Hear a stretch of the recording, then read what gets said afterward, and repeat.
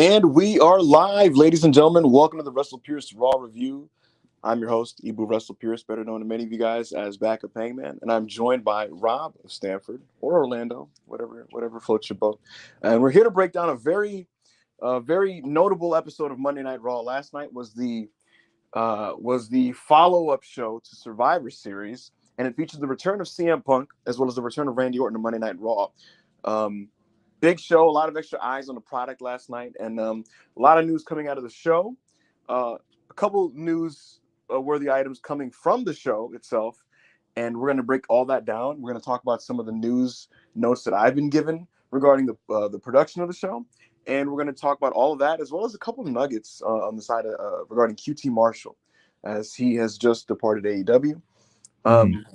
But before we do any of that, guys, please like the video, comment, subscribe, send super chats, ask us any question you want, because I've received a lot of information I've received so much information, from every direction about so many different things over the last few days. So feel free to ask me about anything. Also, please, there's 160 people in here. Right. Let's have at least 50 to 100 likes by the time we hit 45 minutes on the show. 50 to 100 likes. Absolutely, we will do that. Absolutely, we'll do that. But before we do any of that, Rob, what's going on, man? Talk to me. Just doing very well after a very successful weekend for the World Wrestling Federation. Certain people that I would never wanted to never see again are back, but as long as he stays, like I said, as long as he stays in the locker room and minds his business and makes us money, then I don't have no issue, at least right now. But other than that, I thought I'm very indifferent from everybody else. Everybody else thought Raw was like horrible. I didn't think it was like one of the greatest episodes of all time, but I had fun watching it. So I'm very excited to get into what we watched last night, especially if you watched this on the Wrestle Purist Twitch. Me and Ibu. Yeah, and for sure. Thank you for tapping into the Twitch stream. If you're one of the guys that tapped in last night, we were live, myself, Manny, and Rob, watching Raw. And yeah, there was a lot of extra eyes watching Raw. A lot of people who aren't regular watchers of Raw. A lot of people who just don't even like WWE, but they felt compelled and forced to check out the show because CM Punk was on it. And seeing just the different reactions from people that aren't regulars was interesting. And I'll kind of cut through that and get into that shortly. But yeah, man, Raw review. This is going to be a fun one, 80 minutes or so. We'll talk about the episode. We'll break down some things. But firstly, I'll give a quick news note, and then we'll go into some super chats. Mm-hmm. So last night's show was headed up by Bruce Pritchard. Triple H, Paul Levesque was not at TV. He had to attend to some business. It had a couple of meetings that he had to hit, apparently, business on behalf of the company. So he wasn't there. And so the point man was Bruce Pritchard. Whenever Hunter's not there at TV, it's Bruce that runs the TV. Here are some things about that. Bruce Pritchard is not necessarily, his vision of wrestling doesn't completely line up with Paul Levesque's, but he's very trusted internally because he's seen as someone who's really reliable and can direct traffic. When he's at TV, he knows how to direct the production team and all that type of stuff. So when he's in there, he can be the point guard. He's seen as the guy who's just reliable and a safe option to just kind of basically just keep things moving and flowing. He's seen as a guy who can direct traffic. And so that's why he's the go-to guy. Someone like a William Regal internally, Triple H views him as somebody who basically has the same exact taste in wrestling as him, but he's not exactly as comfortable when it comes to directing traffic, so to speak. And so Regal does what he does, and Bruce is the guy who's basically playing director, so to speak. That's kind of what happened there. Regarding the show itself, a lot of the show was put together a couple days ago. By the end of the weekend, it was all done. But parts of the show had to be rewritten and repurposed because CM Punk was in there, and so the show had to be changed up to accommodate him. During the daytime, when Bruce was at TV leading things, a couple other additional changes were made. Nothing major at all. No matches cut or anything like that. But just the repurposing of time as well as adjustments to how the tag turmoil match went. Bruce made a couple adjustments to who was going over in what order, and also some of the matches in terms of the placement on the show was changed. I'm trying to get this double confirmed, but a talent told me that Randy's match was supposed to be in the first hour, and that the turmoil match is supposed to be later on in the show.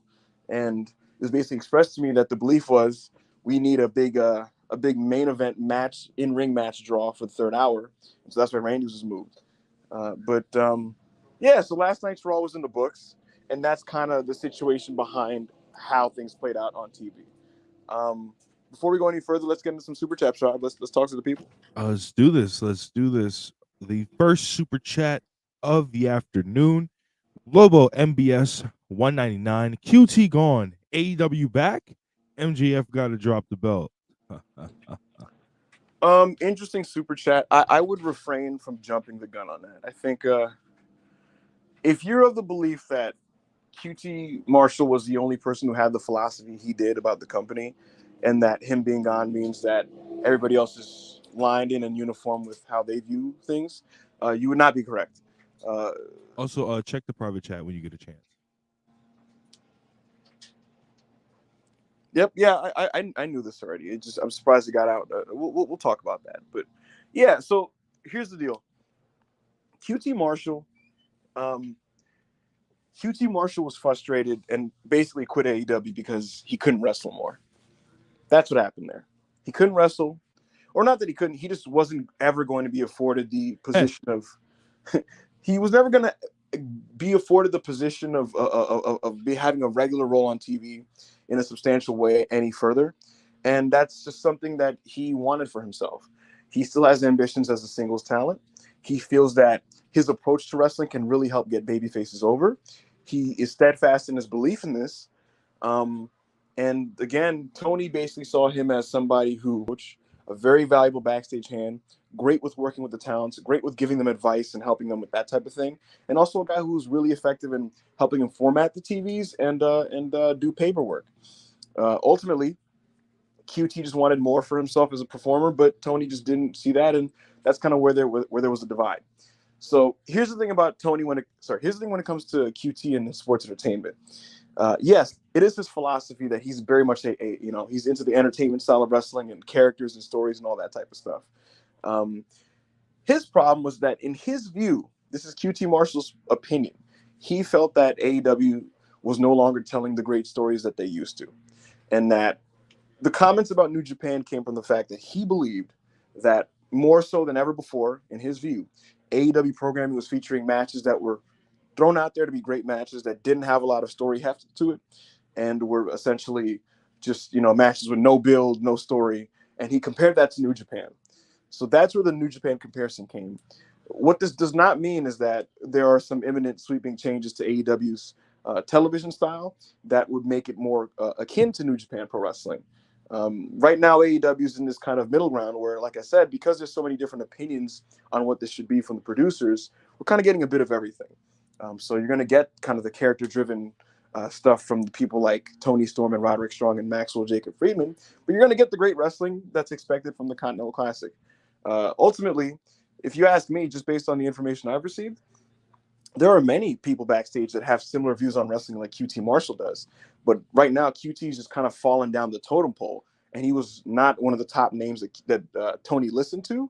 And that, combined with the fact that he wasn't getting to wrestle as much, was an issue for him. And so that's why he left. And that's kind of the situation with QT Marshall. All righty. Thank you for the super chat, Lobo MBS. Bob the Builder, $2 Canadian. Why is Punk using the remastered version of his song? I don't know. They did, hey brother, Niggas gotta get paid. I mean, you are a punk after all. Andy, $200 rupees. My fault. 200 rupees.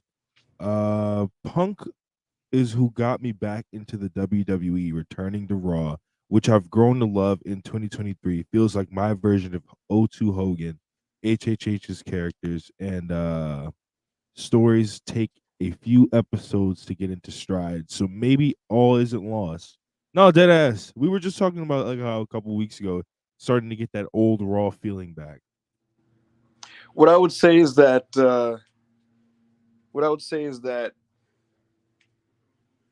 Triple H's strengths, his biggest strengths, are hard to be seen when you're just dropping in out of context to an episode of his television. because rarely is he the type of guy that if you don't already watch WWE TV, is he a guy that you're going to drop in and he's going to just blow you away with some explosive content. His big strength really is that he's a very meticulous and disciplined. He's a very meticulous, disciplined, and consistent broad planner. He will commit to wrestlers as projects. He will follow up on their pushes and their character directions and their storylines. And when you assess what's happening creatively within these shows on a month by month basis, you'll notice that he's moving multiple pieces from point A to point B in a way where things have genuinely progressed and they're not running in circles. And so that's the type of thing that I can recognize as a viewer of the product. But somebody kind of popping in to see CM Punk, they just see things happening and they're like, oh, well, what's the big deal type of thing. Yeah. But that said, I still did have a lot of not a lot, but I had issues with Raw, and we'll get into that. But thank you for the super chat, Andy. Andy, another 40 rupees. Sports Illustrated reported Punk Roman is planned. Is Cody screwed? No, absolutely not. No. They're clearly building to Punk and Seth. So Punk is gonna wrestle Roman Reigns at some point during this run. That's just what it's gonna be. Yeah, he's got like a few years there. So that doesn't mean. I think people misinterpreted the article's report as it's saying it's Seth then Roman. They're just saying that there are plans to wrestle Roman Reigns on CM Punk's end. And there are. He's going to wrestle Roman Reigns. Where is SummerSlam this year? If anybody in the chat can answer. Sure. Before I get into this next super chat, answer that in the comments and I will come back to you. Hush, $4.99. All we can do is praise Seth is the one who brings out angry work shoot Punk. I refuse to believe Triple H signed Punk to be a shill. Surely he's going to be a heel. Yeah, just be patient on that, Just be patient. Yeah, like guys, he just got back on Saturday. It's gonna happen. Hush, $4.99. Twitter theories is what's holding me on to this Punk hope like I did for his return. His promo was disappointing, but left a lot of clues at least. There were clues, but as a singular promo in a vacuum, there were things that I wanted from it that I did not get in that promo. I thought Phil's delivery was as good as usual, but I thought some of the verbiage just wasn't super genuine. And I just would have liked more hellfire and brimstone, burn it down CM Punk. That's just kind of what I come to expect from him. Someone who's very biting and controversial. And it was very safe in comparison to what I expected. And I found that disappointing, and many other people did, considering that there's so many people that tuned into Raw that don't regularly watch, and they sat through a very long show in the hopes that they were going to get like CM Punk being CM Punk, and we got CM Punk essentially fitting in and being a system player. And again, that's not what I personally want out of CM Punk. But with that said, there were some hints within the promo that could indicate where this is going, especially when you juxtapose and compare it to what Seth Rollins said about him earlier in the night. I would say on this as well, I didn't really have a problem with it not being Hellfire and Brimstone for the simple fact that throughout all the shit, like it got to a point during the summer and during the fall, like start of the fall, where we couldn't literally go a week without some shit dropping about some conflict, about a promo or something he did backstage. So it's just like I can understand him starting the run right now of being like, yeah, I don't want any bullshit. I'm just here to work. I'm not here to make friends, and I'm here to make money. And there's some matches I want to do. So I'm not really mad at that. Thank you for the super chat. Alex Diaz, 1990, $2. Why do Seth versus Punk at the Royal Rumble? Is it Austin at WrestleMania? It's very possible. It's very possible. We'll see what happens, but it's very possible. Thank you for the super chat. Unwanted Star Wind, $5. Backup stated that Punk was his GOAT yesterday, and then his guy came out and did that show closing promo. I love wrestling. It's a very unforgiving business, and it's very cruel, and it punishes you if you're too happy with what you're consuming. Wrestling never lets you get too high. That's why Tanahashi is my GOAT, because he doesn't have to talk. He just wrestles. Hush is $190. Hush one. Damn, my fault, y'all. Hush $199. Do you know if Punk is full-time weekly? That appears to be the plan. I was told that everything's fluid regarding his TV schedule and his house show schedule, but he's willing to work as much as possible. He's not. He's at the moment listed as a free agent, not attached to Raw or SmackDown, but he's not scheduled to be at this week's SmackDown as of right now. Where would you? This is my question to you. Where would you think? Like, where would you like to see him most? Raw or SmackDown? Uh, for now, Raw, so that he could do the Seth stuff, and so that I can guarantee a good segment on every 3 hour show. Eventually, when he has to deal with Paul Heyman, Roman Reigns, and you move him over. Okay. Matt Hennessy, $5.99. I don't know what currency this is. I forgot. You had mentioned that Mercedes might be coming back to WWE. What have you heard? Pretty sure you got into this yesterday. I got into this yesterday, so Yeah. if you want more details, I mentioned it yesterday on Russell Pierce Worldwide. But the bottom line with Mercedes is that she's a very vague and unpredictable individual, and there's no one person outside of maybe the very, very top company leaders in like Tony or Triple H. There's very few people that exactly know what's going on with her right as presently we're speaking. The expectation from AEW side is that when she's healthy, she will be working with them. But that was information that everybody's kind of been running with since the summer. I can tell you that Bushiroad they don't have her internally scheduled for any upcoming events. Bushiroad is the parent company of Stardom, and Bushiroad is the company that books her and pays her when she does the New Japan Strong dates as well as the Stardom dates that she does. And right now, again, like I said, she's not scheduled to be in any upcoming event anytime soon. Mercedes herself says that she'll be back in 2024. I've heard some speculation from talent within both companies about what's going to happen with her.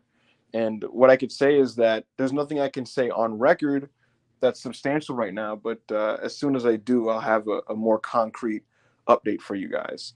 All I'm saying is this is a situation to monitor, and that it is, at this point, very possible that she does go back to WWE. Alrighty. Thank you for that. Will Chisholm, $5. I'm surprised that fans didn't get Punk's smart ass promo. I mean, I guess there was. That's the thing. It's like it's really how you want to interpret it. You know, he was pandering a lot, but he did kind of throw in little things like, some people backstage, like he said, like most people backstage like me. Some people don't because they're afraid, and they're afraid because they know the bar just raised around here. And so that's a bit of a hint there where this is going. There's the fact that he was basically kissing the fans' ass, but then off microphone he told the camera, I'm not here to make friends, I'm here to make money. So there's a couple like nuances to it if you really want to go deep cut with it. So but again, I don't fault anybody who just wanted more overt controversy and anger and danger and unpredictability from the promo. But yeah, we'll see how it evolves. All right, Hassan or Rizvi, 100 rupees. The switch up from why can't he be a professional and not create drama to why doesn't he chat shit about AEW and invite Fed's brother is so nasty. Yeah, no, dead ass. It is a damned if you do, damned if you don't situation in the sense that there's an expectation that CM Punk is basically going to walk out there and burn everything down to the ground, right? And that's what some people love him for. That's what I enjoy him for. But let's not forget that when he cut that promo on Collision when he returned, like that caused its own level of controversy, uncomfortability backstage, discourse, reports, what have you. And if he went out there and basically said, the people in the WWE locker room are pussies, and anybody who has a problem with me being back is basically like a bitch or whatever. There would be, because wrestling is just the way it is now in 2023 and people are soft, that would bring its own set of problems for Phil backstage. And I think he cut the exact promo that would get him over to the office, but not get him over to the fans. I think he got a promo where the boys are going to dap him up and be happy, and they're going to breathe a sigh of relief thinking that he's here to play ball. And that's what happened. But the fans are like, that's it? This is PG Punk. We'll see how he continues to balance that and if he gets his edge back. Alrighty. Alex Diaz, 1990, $2. I want Punk versus Logan Paul, and would KO work with Punk? I think Punk versus Logan Paul is inevitable, and would KO work with Punk is a question that I do not have the answer to right now. But I will try to get it for you by next week. Well, I know the answer to that question. Um, Will Chisholm, $5. Are there plans for Punk to versus Punk? Wait, my fault. Are there plans for Punk versus Cody at some point? Shinsuke Nakamura not slick name dropping his NJPW faction. Yeah, that was by design. I don't know what that means overall, but that was by design. And yes, CM Punk will work Cody Rhodes. Yeah, no, I don't see that match not happening. I don't see especially after he wins the title. I don't see that there won't be a fucking heel Punk versus face Cody feud at some point. Mm-hmm. So, uh, trust the process. $4.99. Do you expect them to put the main belt on Punk at some point during this run, or will he be booked similar to Danielson on AEW? Too early to tell. No. Brainbuster 199. Appreciate the work y'all do. Keep it up. Yeah, man, we've been having a great week Yep. so far. It Great week. seems like Great week of shows. You guys have continue been to super supportive as well. yeah, bro. You guys stayed for like three hours of us literally starting off talking about the Continental Classic and then just bullshitting around for on Cage Match for like 2 hours. So keep it up. Keep it up. Losing fight 4.99. To be honest, I just want to see Punk wrestle. Maybe have him do open challenges every week with guys like Cedric Butch. Maybe DIY stepping up until he has a feud. I don't know if I need Punk in the ring every week, to be honest, but I don't mind him being semi-regular. I'd like to see him in some tags with some of the other top baby faces. But I also would like to just continue to see him maybe fleshing out his storylines and his character in this new setting. So give me a mix of it all. I mean, yeah, it would make sense for him because at some point people are gonna stop. Not they're not. It's not like they're gonna stop paying to see CM Punk, but at some point they're gonna start wanting to see CM Punk like wrestle when they pay to see him and not just cut promos all the time. You know. Mm-hmm. Chi-Town Spurs $5. The Punk reaction kind of reminds me of Cody's heel turn in AEW and how fans latched onto that. Regardless, you get one shot at the debut promo usually. So that's the thing. The only disappointing thing is that like this is his first impression, and a lot of people tuned in for this that will not be tapped in a month. And so that's a disappointing aspect. But I still maintain that like I'm not panicking or thinking like this run's gonna be a dud or anything like that. Uh, but that's kind of how I see this whole thing.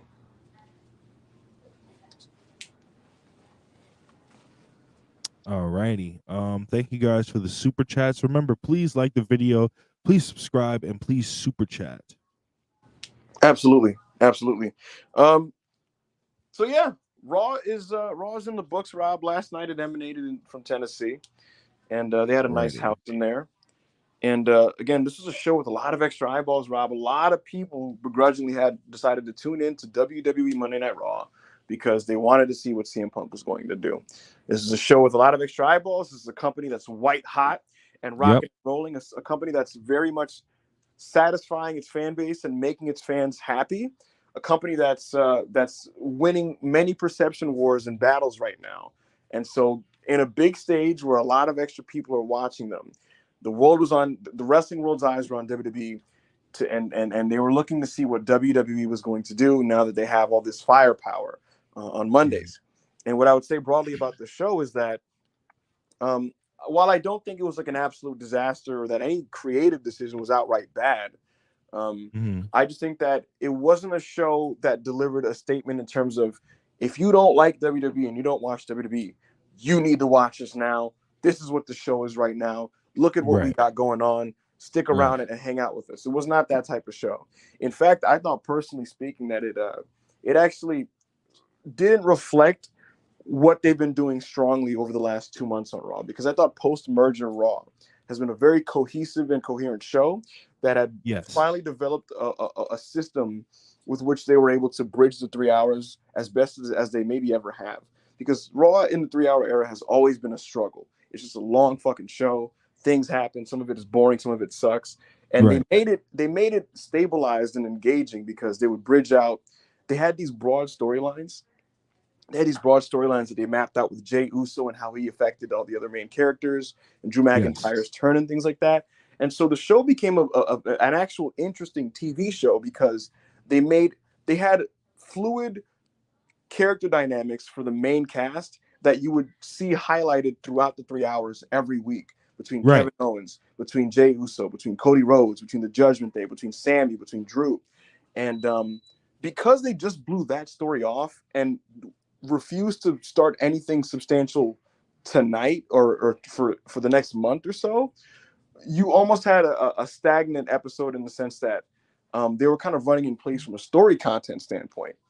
And so it was just kind of tough. Like like they didn't start anything new there, and so they had to just fill the time up with like content, and not a lot of the content wasn't from their best wrestlers.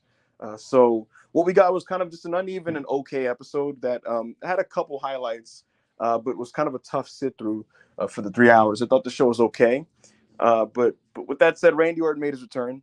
He came back. He thanked the fans and stuff. He got a nice reaction. He cut a Randy Orton promo, and he was interrupted by Rhea Ripley, and she basically I was saying that we're got the you. Let me throw dominant. that up on the screen. Yeah, she was talking about like how Judgment Day is the new dominant faction now in the company. Randy Orton made note before Rhea came out that he is going to come after the bloodline, and he said like every member, every member. So immediately the fans are like, "Oh shit, does that mean Jey Uso too?" But Rhea's talking her crap, and she's talking about how she's mommy and this and that. And Randy Orton says like, "I've been watching the product, and I've been hearing about mommy this, mommy that. Well, daddy's home," and the crowd got into that. The fans chanted for RKO. They wanted Randy to RKO Rhea Ripley. It did not happen. He So was bad. attacked by JD McDonough and Dominic. He RKO'd JD, who was in a neck brace, and he challenged Dominic for a match later tonight. Rob, what did you think of Randy Orton's return to Monday Night Raw? I loved it, brother. When he came out and he went down, because he's been out so long. I'm not used to like him going up on the post and like doing the pose and people like popping like that. So when he went up on the post and he did the pose and people were popping, I almost got emotional on the Twitch and shit like that. Because bro, it's Randy. Everybody loves Randy, and I thought the way I love that he started off the promo being like, "Yeah, I'm happy to be back, but there's some things I got to address," and he didn't let it coast on. He got right to the point. He was like, "Listen, anybody who still has anything to do with the bloodline, listen, I forgive, but I don't forget, and I will at some point get my revenge on the bloodline." So I liked how he immediately got into that. I love the interaction between him and Rhea Ripley. You could you could hear when Rhea Ripley first got in the ring. All you hear is the crowd chanting RKO, RKO, because they wanted so bad for Rhea Ripley to get RKO'd, because which I will think will happen. It will just take some time, but other than that, I love the segment. Yep. Yep, for sure, for sure, for sure. So that kind of set up the next thing there. I thought it was a good segment. We went shortly after that. We went to the backstage bit where Jelly Roll, a big recording artist, country recording artist, was there backstage with the Alpha Academy. They got some jokes off. Tozawa did some dancing, and R-Truth came in and didn't know what was going on. All I have to say about the segment is I love R-Truth. I'm glad he's back.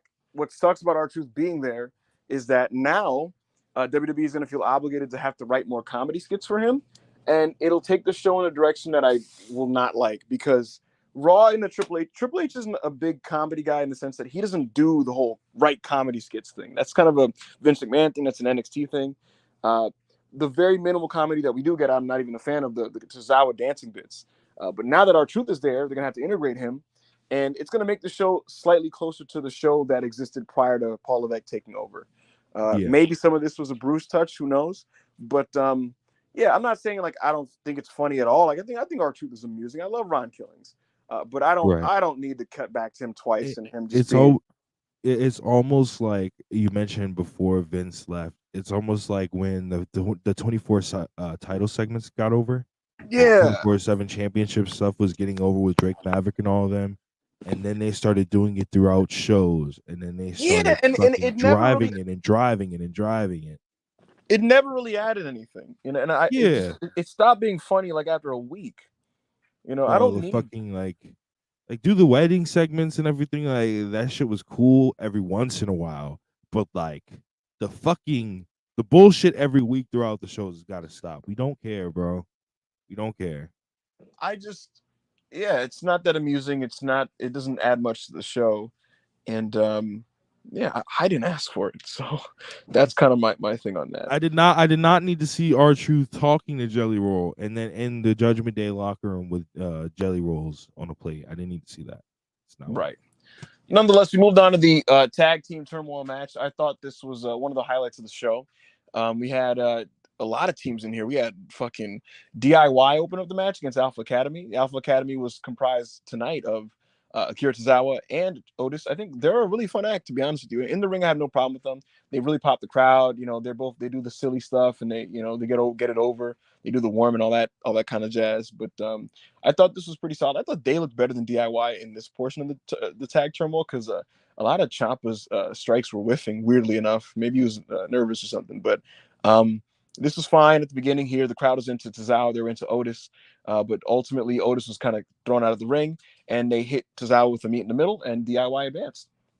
So they advanced, and then Indus came out, and I expected Indus to get a big win here and pin Johnny Gargano, but it didn't happen. They were only in the match very short, and boom, Johnny Gargano got a roll up on one of the Indus members. So that was kind of it for Indus. DIY scored 2 big pinfalls in this match. And I don't know if you took notice of this, Rob, but by this point of the match, there was a lot of DIY chants and Johnny wrestling chants. Actually, they're very noticeable. But no, dead ass. I'm hoping they get louder and louder, man.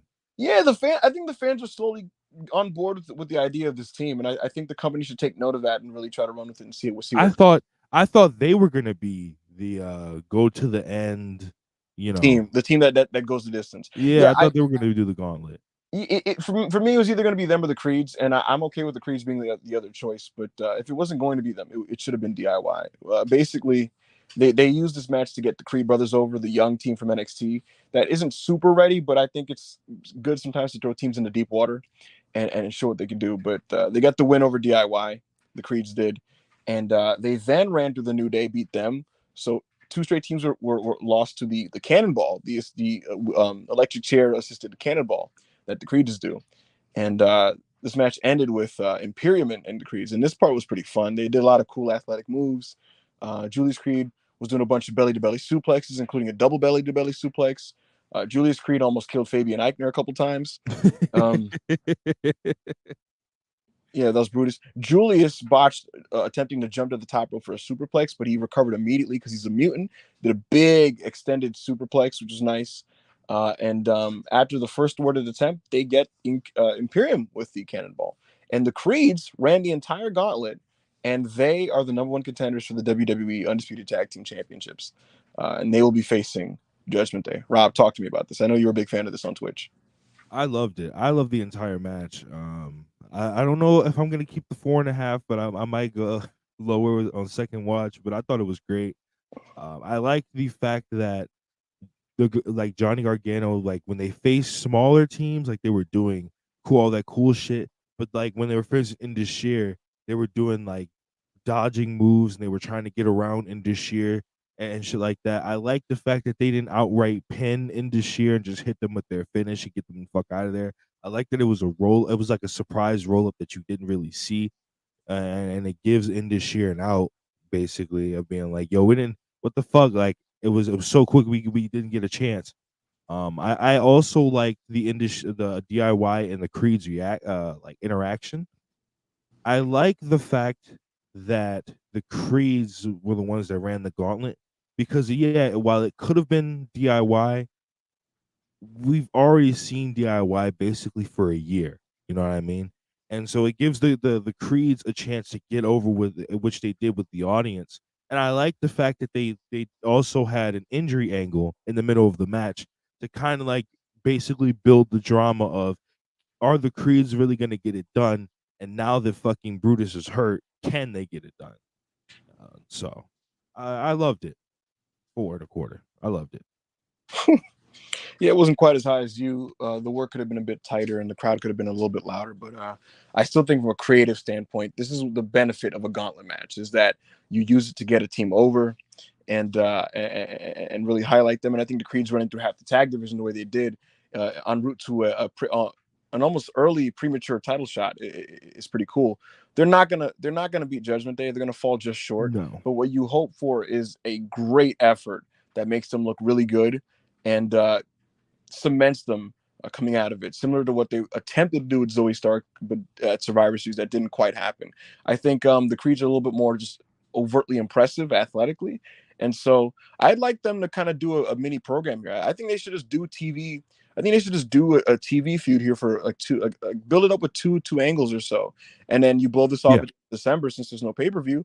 You do 2 weeks of build, and then on the third show you do Creeds versus Judgment Day, and it has some heat in the building. They really go hard there, and then ultimately Judgment Day wins, and kind of comes away with the victory there. I think you could do JD and Dom honestly versus the Creeds and the build of this if you like. So Yeah. yeah, I I thought like them as a separate tag team, by the way, just to like face all these other tag teams en route to getting to Finn and Damian Priest. right. So that was that. After this, we had the Judgment Day backstage, and Priest was just basically being insecure about losing in War Games because he was the captain and leader, and he thought basically that the other team members were looking down on him and shit, and he was kind of lashing out at them. But they basically kind of just were like, nah, man, like everything's good, man, don't worry about it.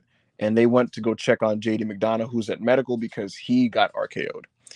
Following this, there was a Cody Rhodes promo. Cody Rhodes came out for a big announcement, and the announcement was that he is entering the Royal Rumble. He's the first entrant in the Royal Rumble, and we're finding this out in late November, so that's pretty cool. 2 months out, Cody Rhodes is entering the Rumble as expected. We'll see how that goes. We'll see if he wins it and is able to finish the story. But before he's able to get to that chapter in the story, we find out what the next one is, which is Shinsuke Nakamura. The lights went out. He came out. He was saying his mumbo jumbo that he's been saying, and it's revealed that Cody Rhodes is the man that he's been talking about, the man that's he's been stalking. He mentions the word chaos, and the lights go out. He comes back in. He red mists Cody Rhodes. Cody's fucking scrambling all over the place because he's been misted, and Nakamura celebrates. And it looks like for December, Cody Rhodes' next program is Shinsuke Nakamura. Take me through this one, Rob. All right. Take me through this one before I blow a gasket. I loved it. I pretty much expected Cody Rhodes to go into the Royal Rumble tonight. Everybody thought he was gonna be like, "Oh, I'm going to SmackDown. I'm going to SmackDown." It wouldn't make sense because who the fuck is he gonna get traded for? He hasn't quit Raw on screen, so why the fuck would he go to SmackDown? It wouldn't make any sense. I wanted him to enter the Royal Rumble because I want him to win it, me personally. But yeah, and then fucking Nakamura comes on screen, starts fucking cutting his mystery Riddler promos, and then I was like, you can hear us on Twitch. I was like, wait, is this what I think it means? And then he shows up in the ring and missed Cody. Oh, it's beautiful. I loved it. We're getting Sting versus Muta, baby. It's time. Cody, keep watching that WCW, brother. It's time. This made me very mad. Cody Rhodes is my favorite wrestler on Monday Night Raw. Shinsuke Nakamura is the worst wrestler on Monday Night Raw on the men's division. Cody Rhodes being stuck having to talk to a guy who speaks in subtitles is going to be unfortunate. Cody Rhodes having to avoid mind games from Nakamura is unfortunate. Cody Rhodes having to avoid the mist is unfortunate. But I guess in some respects, a hokey WCW early '90s style angle where it's like Sting versus Muta is probably something he's always wanted to try. And I guess it's in line with his father. So cool. Yeah, somebody just said in the chat, more like Dusty versus the Great Kabuki. Yeah, very similar to Dusty and Great Kabuki. This screams December wrestling to me. This screams, well, we have a month before we start building the Rumble fully, so we need to fill TV with something. And I'm going to be crying, screaming, and throwing up during the course of these 5 weeks. Ultimately, I think honestly it'll actually just be whatever. The match will be aggressively okay. But that doesn't mean that I asked for this, that I'm clamoring for it, or that I'm looking forward to seeing the updates in this program. It's going to really test Cody Rhodes because he's had mostly really good feuds in WWE. His feud with Seth Rollins was great. His feud with Brock Lesnar was very good. His feud with Roman Reigns was good. This Judgment Day feud where he's led the good guy side was honestly a very good feud and a good storyline. This is going to be the first time where Cody may have a bad feud in WWE. And it's going to be up to him and the production team to kind of make this not suck. The match will just be what it's going to be. Cody's just going to ultimately, hand it to him. And I have faith in him to make that work to a degree. But the week-to-week segments and angles are going to be a bit of a challenge. So we'll see how that goes. But Yo, that's Ibu, the most polite way I could put this. What's up? what are you gonna do when Ricochet on record has a better match with Shinsuke Nakamura than Cody Rhodes? Well, that'll happen unless Cody and Nakamura have some type of gimmick match. They have some type of falls count anywhere deal where they could brawl. Cody's a good brawler. He's an underrated brawler. So that Oh my God! If that match is bad, don't come outside Tuesday. I mean, I'm just gonna blame Shinsuke Nakamura because he's the worst wrestler on the roster. He's not. He's not though. He's not. There are worse wrestlers. Yeah, listen, I just Nigga watched Indus on last night, and it Veer said, and Stonga are better than Shinsuke Nakamura. Okay. That's just it is what it is. Anyways, that was the Cody Rhodes angle there. It is what it is. What are you gonna fucking do? Following this, we had Ivar versus Bronson Reed. Two very large men ran into each other a couple times, and some of it was cool, and some of it was labored and deliberate because both men got pretty tired by the end of the match. They banged each other. This was not the meat slapping classic that Otis versus Bronson Reed was. That was a good time. This was not that. It wasn't quite as good as maybe the company would have envisioned it being. This went to a double count out on the outside. And, chairs were thrown, a barricade was broken, and then they brawled in the crowd. And then there was a bunch of security and officials kind of getting ran into by the big guys. And Ivar did a senton dive off a platform onto Bronson Reed, and the crowd chanted "Holy shit!" and they got into that. It appears, Rob, that we're going to head to a Viking rules match, and I have more optimism and hope that that'll be fun. But as a vacuum, this match was just kind of fine. What did you think of this? I'm hoping it is good. All the Vikings rules matches, I will say, have been good, except for the one against Riddle and Drew. I don't know what happened with that one. That one was that one didn't click. And anyone involving the New Day was great, and the Alpha Academy one with them was fantastic. Yeah. I just don't know. For me personally, I like the match. I thought it was like they were just. I thought I liked the match because they were doing they were trying to do cool shit. They weren't executing it well, but they were trying to do cool shit and it didn't really work. I like the aftermatch though when they counted him out and then Bronson Reed was just like, "Oh fuck it," picked him up and did a Death Valley driver into the barricade, but just dropped Hanson on his head on the fucking concrete. So note to fucking everybody back there, please do not have these guys trying to do spots when they are literally hyperventilating to death. Stop doing it. But other than that, I had a pretty fun time. The Vikings rules match should be pretty good, and that's it. There you go. So yeah, we'll see how that turns out. We had Nia Jax versus Zoe Stark. Zoe Stark just kind of, I don't know, kicked around and did stuff, and Nia Jax just ran in there a little bit. Raquel Gonzalez is better than Zoe Stark, by the way. I just want to yes. I think what Raquel does in her offense, she can pull off, and Zoe tries to do a lot of complicated things that looks good sometimes and sometimes doesn't look very good. The fans didn't really care about this one. Nia Jax, I get a kick out of Nia, to be honest with you, but as a match, this was just kind of there. And at this point, the show was kind of dragging. Nia got the win with a bonsai drop. It appears that she's probably headed towards a big clash with Rhea Ripley. But maybe Shayna Baszler will have something to say for it. But that was that. We then got a bunch of stats and video package about CM Punk. They were just kind of touting all the successful statistics that accompanied Punk's return at Survivor Series. R-Truth was backstage eating jelly rolls in the Judgment Day's locker room, and he looked like he was on cocaine because there was a bunch of powder on his nose, and that was the joke. And he kind of just ruined their couch. and he didn't know that he was in the Judgment Day locker room, and they were like, "What the fuck are you doing?" And he's like, "Oh, I heard y'all needed a fifth member for War Games," and they were like, "True, that was yesterday. Please leave," and they kicked him out. So that was that. Backstage, Gunther was seen with Kaiser and Vinci, and he told him to fix the DIY problem, and that match is going to happen next week. We're going to get DIY versus Imperium. That should be a good match. Unfortunately, Gunther turned around and The Miz was there, and Gunther admitted that The Miz earned his respect by fighting like a man. Miz wants a rematch, and Gunther told him that he's not on his level.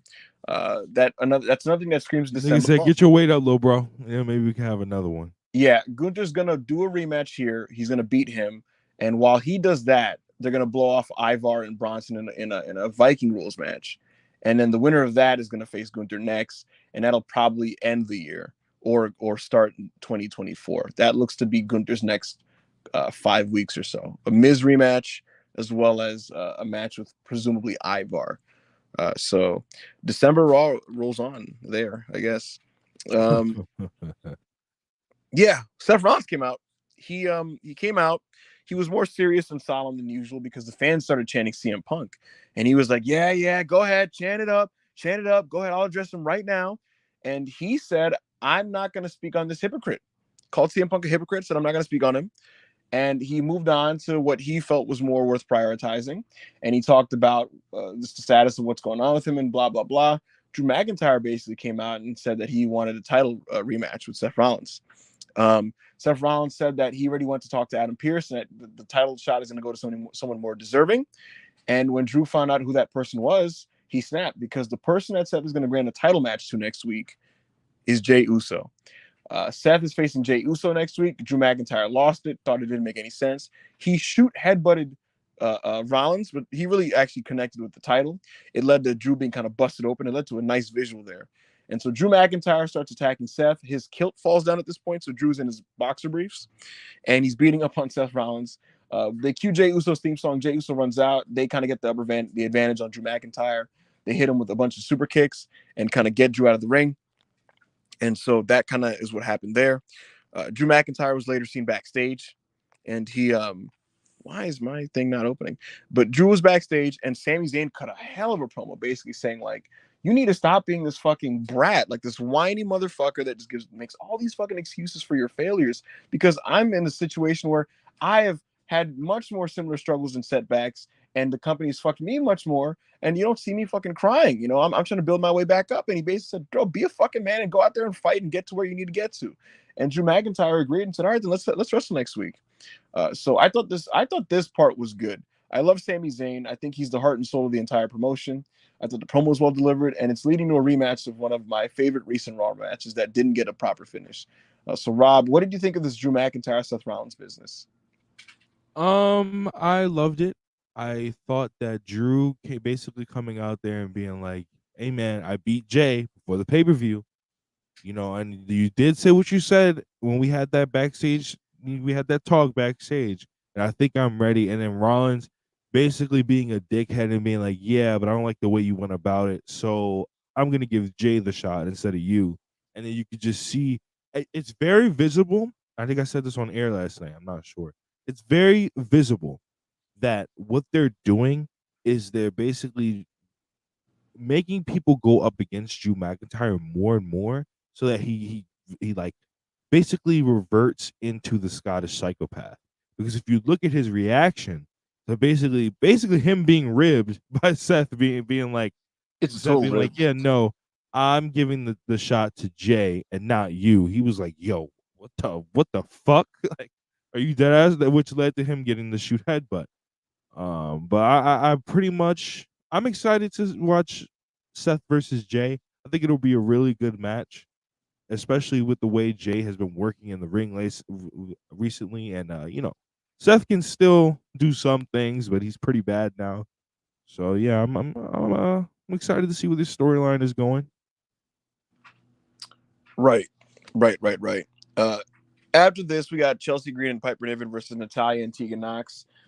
This was a title match. This match was built over the course of a couple of weeks, maybe at this point, like over a month at least. But No dead ass. they had a match. It was pretty just standard. This was kind of there. The timing of this was kind of tough on the show, but Piper Niven got the win. She got the win, and they Yo, retained the tag titles. yo, And a nigga, a I, nigga tweeted, a nigga tweeted Tegan Knox came out and you can hear a nigga fart in the audience. That that was was crazy. Manny called her Tekashi 6ix9ine and Buzz Lightyear gear. I don't have anything to say about this, Rob. Do you? um, shout out Piper Niven. Shout out Piper Niven. After this match, Jay Uso was backstage with Randy Orton, and he kind of came up and said, "Look, I heard you say that you're gonna deal with the bloodline. You're gonna handle all the members of the bloodline. So I want to just know, like, I want to let you know that I've changed. I'm not the man I was last year. So like he apologized to Randy and said that he's become a better person and this and that. And Randy Orton assured him that he wasn't gonna come after him. Randy Orton said, I've been watching the programming. I've seen you deal with Cody Rhodes and Sammy and these guys. I've seen you change. I've seen this and that. And he told him, like, look, you're good in my book. As long as you stay out of the way and you leave the bloodline alone, then I'm not going to come after you. And that's fine. I'm going to come after them. And so they dapped it up, and it was kind of a nice moment because, it acknowledges the continuity. But there's also that kind of seed of doubt because, we know as fans that Randy Orton will turn on anybody. So as sincere as it came off and as nice as it came off, there's always a possibility that Randy Orton's just going to fucking drop him. So I don't believe this fucker Randy for a second, brother. I don't believe that. Yo, Randy you legit used to team up with niggas as a babyface, and just for no reason after the match, like Austin, I like how Austin used to stun people. He would just RKO him for no reason.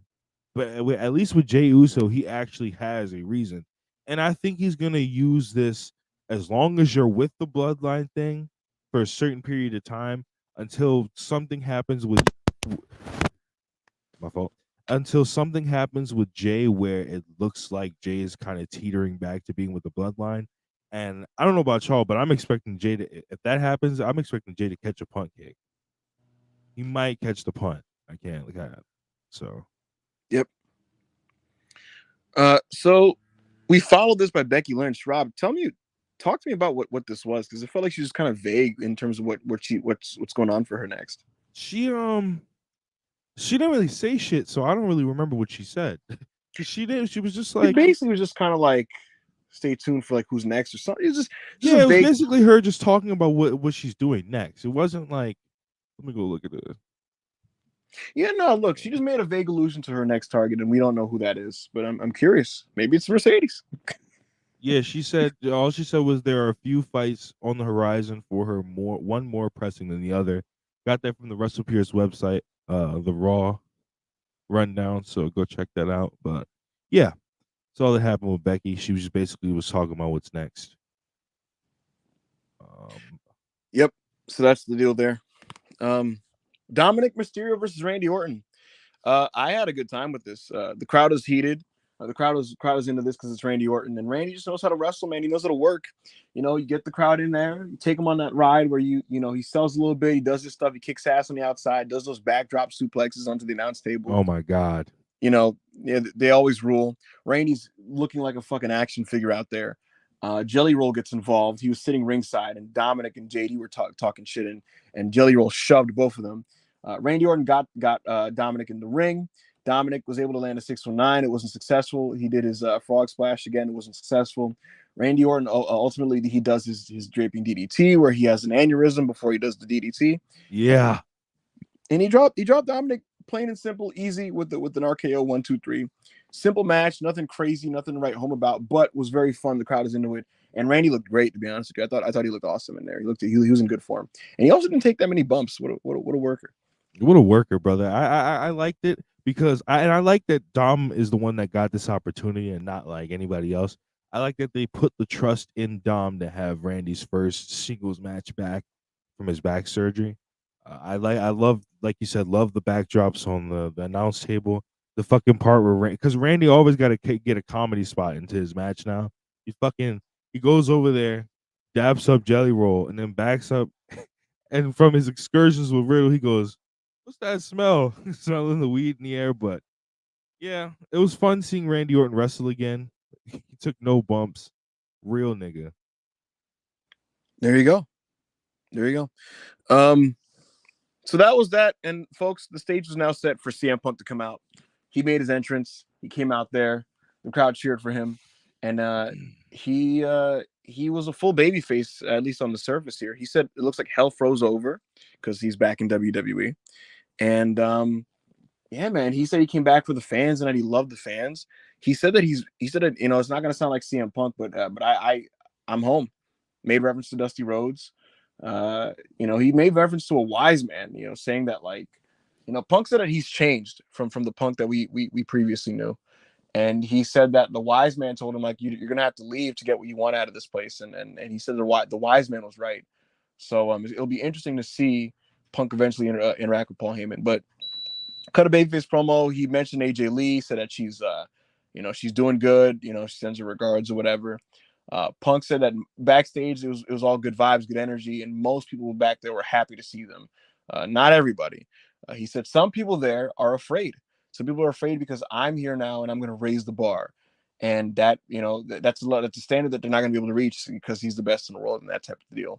But he said that, and he basically said, look, because at the end of the day, I'm still the best on this mic, in that ring, even on commentary, because I am CM Punk. And the crowd, cheered and stuff, and they popped, and then he looked at the camera and he said, "I'm not here to make friends. I'm here to make money." So that was the CM Punk promo. When I watched this live, it was surreal to see him be so nice and so glad handing, and it caught me off guard, and it was really funny but also jarring. I thought his delivery was great as usual. CM Punk's a great promo. I think he's a great orator. Even here, I just thought the material was just really, it just really threw me for a loop. And because I was kind of expecting scorched earth CM Punk, at least to a degree, that's just what most people expect from him at these days. Him being just very chill and happy and behaved, really just threw me off. In the moment, I was kind of disappointed and upset, to be honest.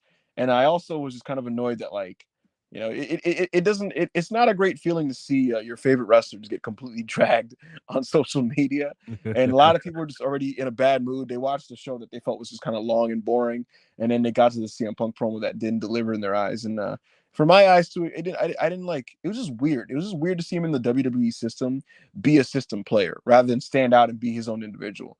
I think the top names like Cody Rhodes and Kevin Owens and Sami Zayn, they're able to kind of cut through WWE's plastic Marvel style veneer and be individuals, and that's why they come off as stars.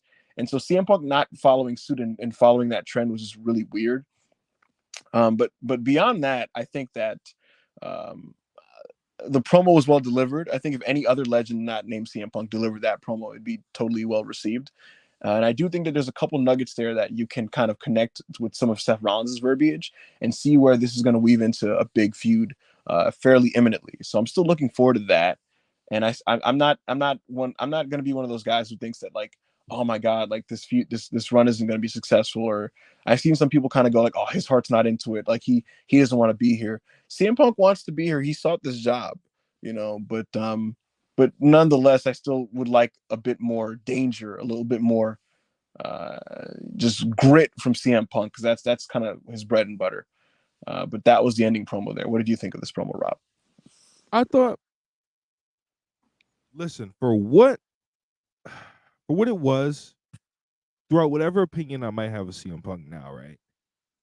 It was a good promo in the sense that I think everybody's idea of a good CM Punk promo is him going out there saying like it was the shit he said last night, throwing some jabs at some people like he did on the first collision, on the first episode of Collision. And it's just like he doesn't have to do this every time. He really doesn't. He can just go out there, lay the foundation for why he's there, basically say that, yeah, I did some shit. I'm back now.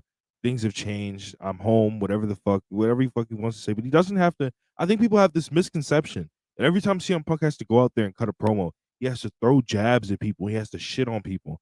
And it's just like, no, he doesn't have to do that. Especially after when he came back. Obviously, we know the people that he mentioned in this Collision promo. They knew he was going to mention them.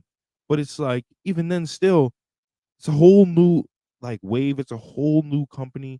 Not a whole new company, but he's back at a whole different company. He doesn't have to rehash past shit because, as it's shown in the past, him rehashing past shit and making references to it has caused drama. And I think he just wants to be this run to be drama free. He just wants to focus on wrestling and the shit that he's doing. So I thought it was okay for what it was. You know? That is interesting that like with Punk comes this inherent expectation to just like shoot on people and do Yeah. that type of thing.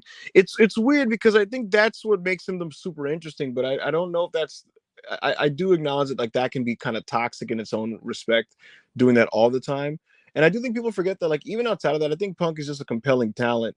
Even outside, he's more than just the shooting guy, in my opinion. I do Right. think he's just a talent that can like get feuds over and tell stories really well, and I expect him to do so. So look, if he wants to just kind of move on and move away from the AEW stuff, partially because he's tied to NDAs, I get it.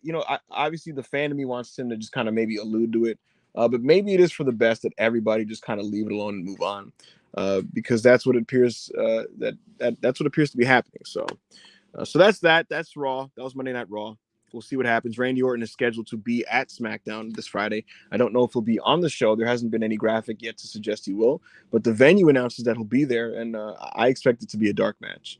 Let's go through some super chats before we kind of sign off here. Alrighty. I don't remember. Did we do this super chat?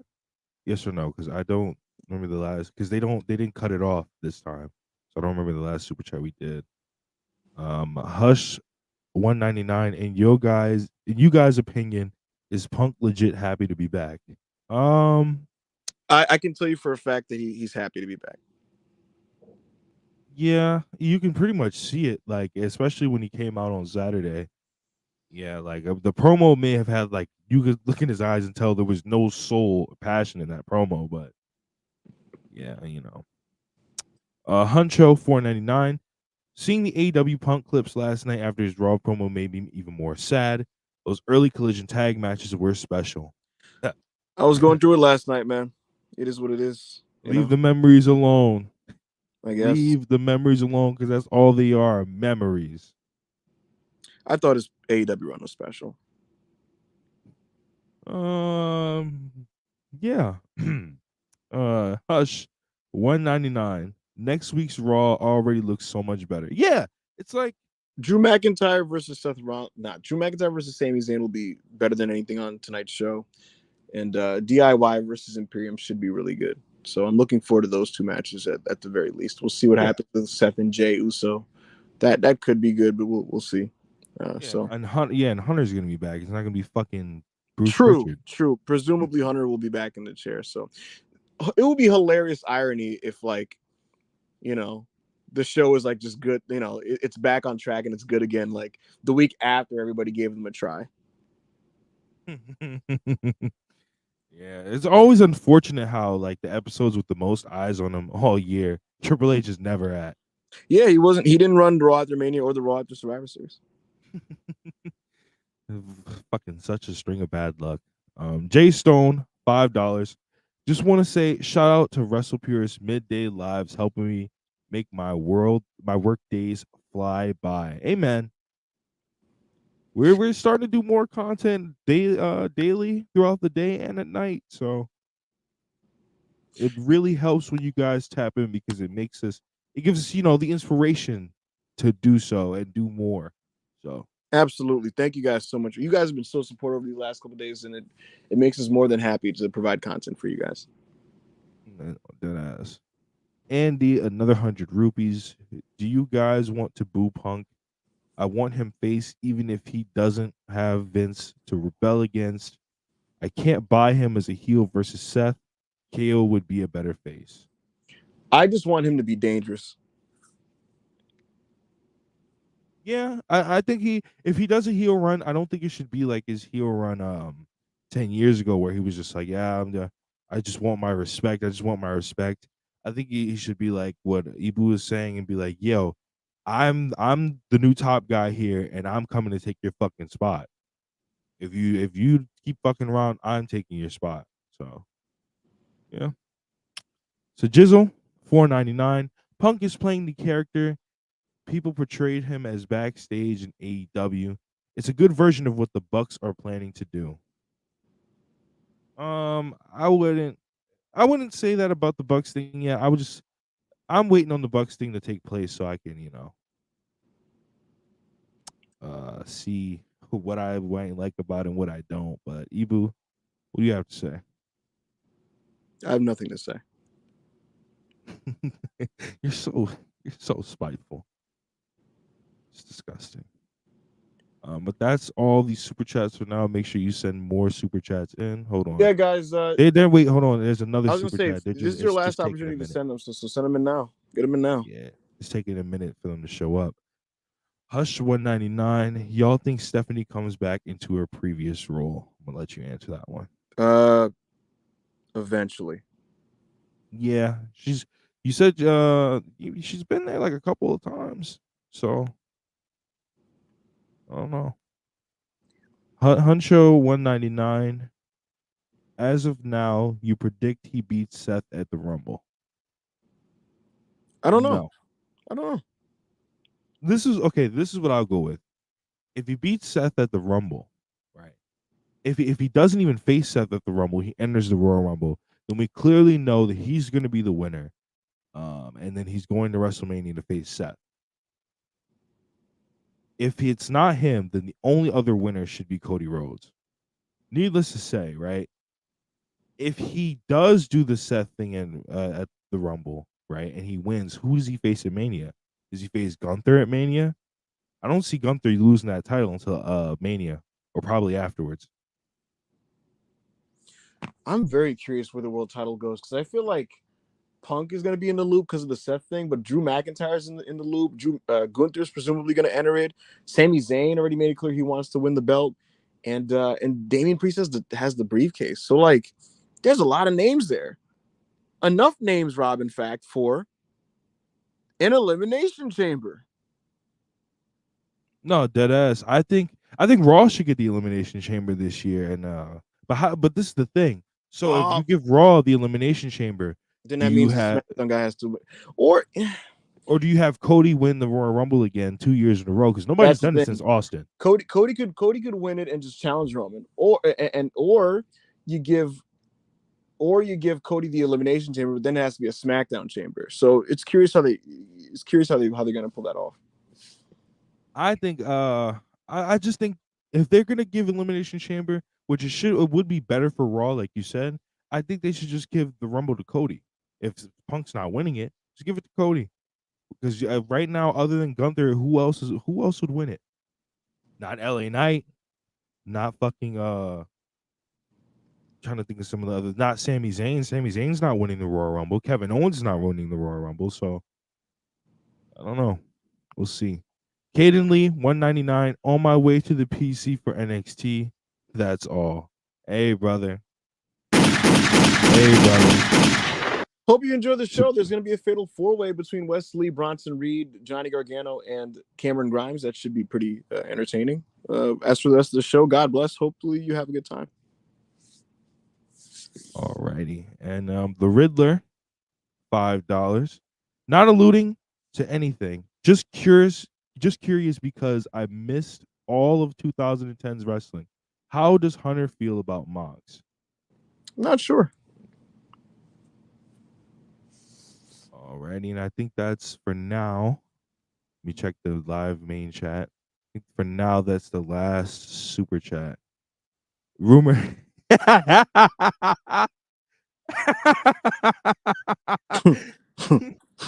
Monty says, rumor has it Bronson Reed is still catching his breath.